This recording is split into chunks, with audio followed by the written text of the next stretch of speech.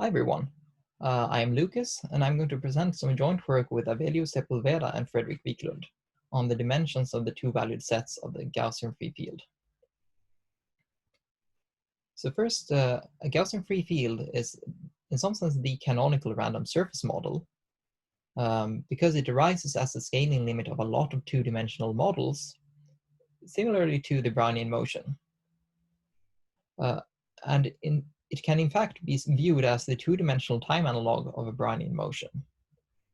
However, this is something very rough, so it's not a function, but a random distribution. And the way that we go about and define it is that we define it in a simply connected domain D, and we consider the Green's function GD for the Dirichlet problem in that domain. And then the zero boundary Gaussian free field in D is defined as the Gaussian process indexed by suitable functions or measures, which is centered and has correlations given by integrating the functions or measures against the Green's function. So a priori, this doesn't look like a random surface. However, and it doesn't make sense pointwise.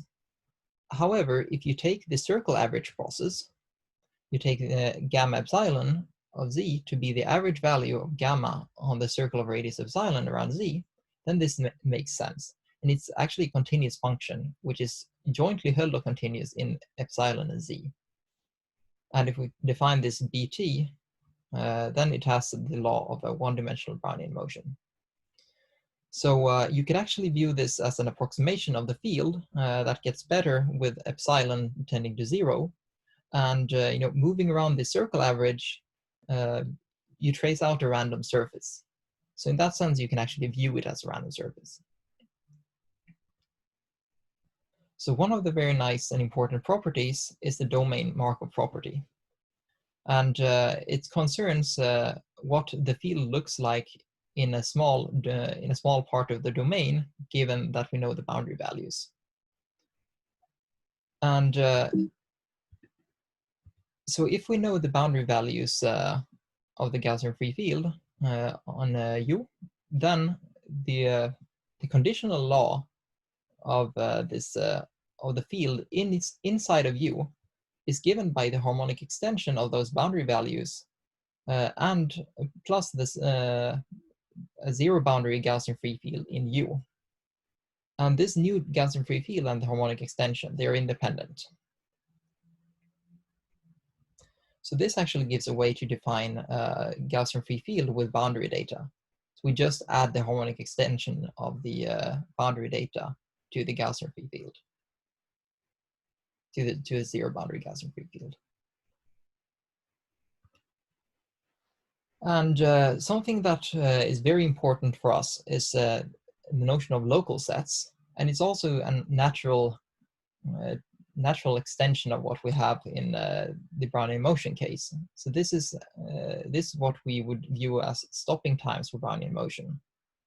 But in 2 dimensions, we would have stopping sets instead, which is the local sets.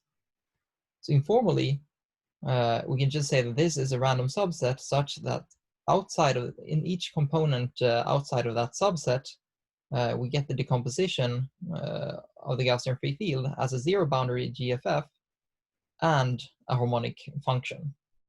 So in essence, this is a random set which comes with a domain Markov property. And we have some examples of that, which would be Schramm-Loebner evolution curves and first passage sets and two-valued sets. And the latter two are actually defined by via SLE4 type curves. So all of these are fractal objects. And we will be interested in the last one of those, so the two-valued sets. So they're defined as follows. So we just fix some a and b greater than 0, and we define the two-valued local set to be a thin local set such that the associated harmonic function that appears in this decomposition here can only take the values minus a or b. And this was constructed by Johan Aru, Avelio Sepulveda, and Wendelin Werner. And they did prove that it exists only if and only if a plus b is greater than 2 lambda, where lambda depends on the normalization of the field. In our case, it would be pi over 2. And it's the unique thin local set satisfying this property 1 here. And also it's completely determined by the field. So if you know the Gaussian free field, then you know the two-valued set.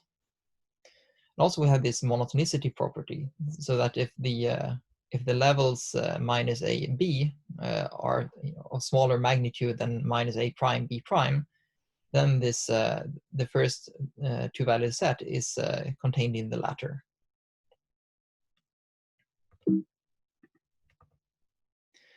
And as I said, they are constructed using SLE4 type curves. So we know already that this is a fractal object.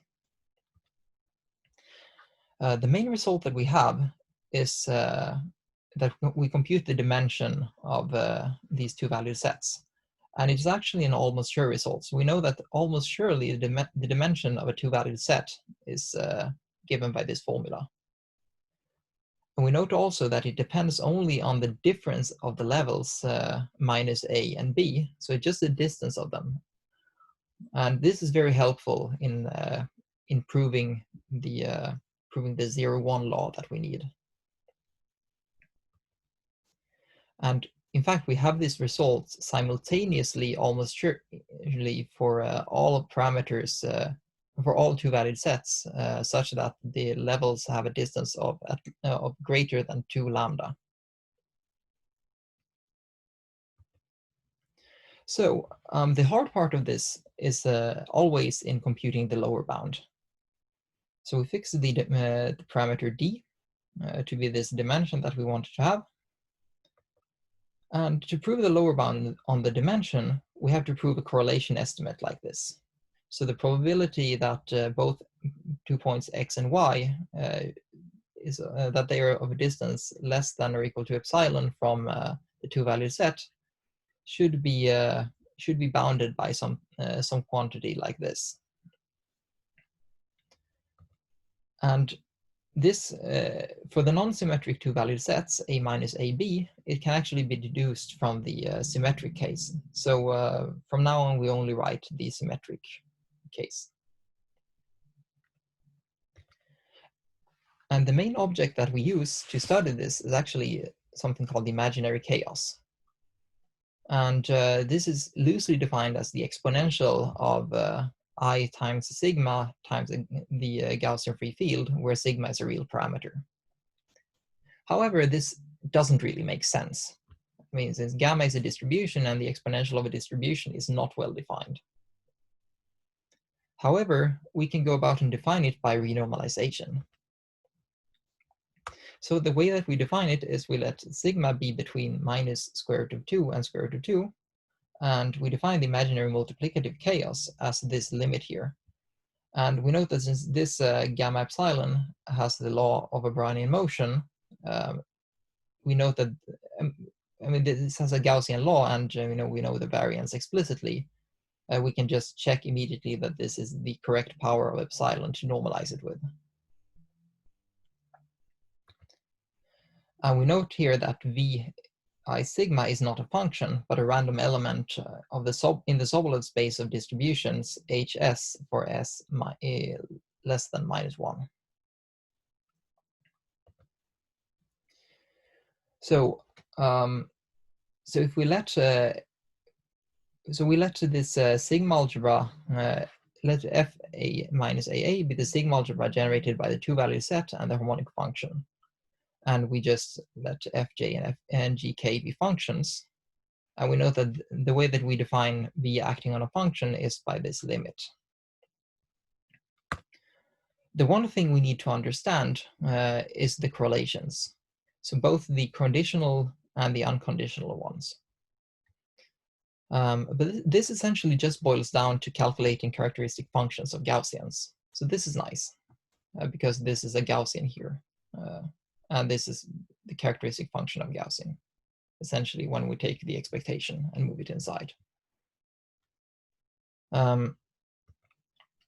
And all of this rests on one key observation, and it is that if we consider this the cosine of the average value of the cosine of sigma gamma over a set U, then this cosine will be unusually big, close to the two-valued set.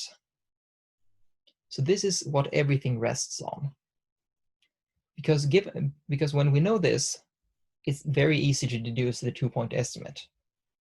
So we just go about and we use the correlation formulas, and we insert this annulus here because it will provide a correct factor that we need in the two-point estimate.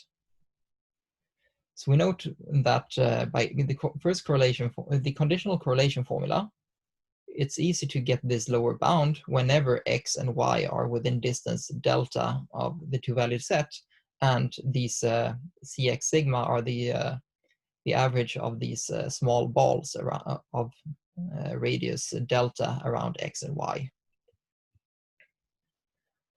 And then we have the upper bound by just taking the expectation given by the non-conditional correlation formula.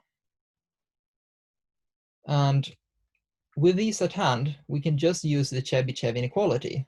So this is a bit of a miracle. So we note that the probability that both x and y are closer than delta to the two-valued set is smaller than the probability that this conditional expectation is greater than this factor, as seen here. And then we can just use the Chebyshev inequality on this, and we use the last inequality here to deduce this, the two-point estimate. And then we're done. So then we just have to,